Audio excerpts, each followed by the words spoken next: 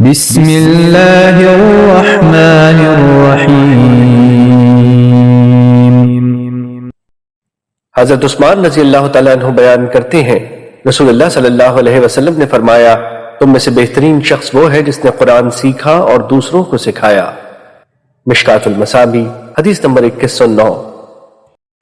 حضرت عقبہ بن عامر رضی اللہ تعالیٰ عنہ بیان کرتے ہیں، رسول اللہ صلی اللہ علیہ وسلم تشریف لائے جبکہ ہم صفہ میں تھے۔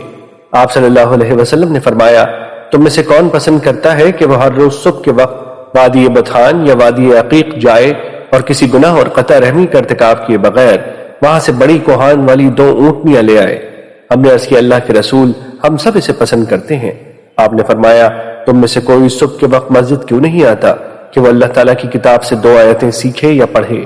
تو یہ اس کے لیے 2 اونٹنیوں سے بہتر ہے، اور 3 آیتیں اس کے لیے 3 اونٹنیوں سے اور 4 سے بہتر ہیں، اور وہ جتنی زیادہ ہوں گی وہ اتنی ہی اونٹنیوں سے بہتر ہوں گی۔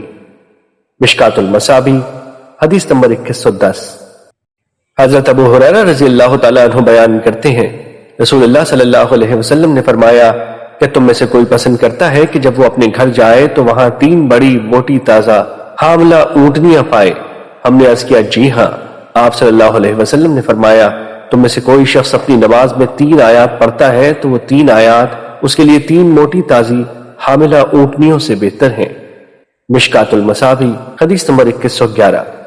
حضرت عائشہ رضی اللہ تعالیٰ عنہ بیان کرتی ہیں، رسول اللہ صلی اللہ علیہ وسلم نے فرمایا، ماہر قرآن اطاعت گزار معزز لکھنے والے فرشتوں کے ساتھ ہوگا، اور جو شخص اٹک اٹک کر قرآن پڑھتا ہے اور وہ اس پر دشوار ہوتا ہے تو اس کے لیے دوہرا اجر ہوگا۔ مشکات المصابیح حدیث نمبر 2112۔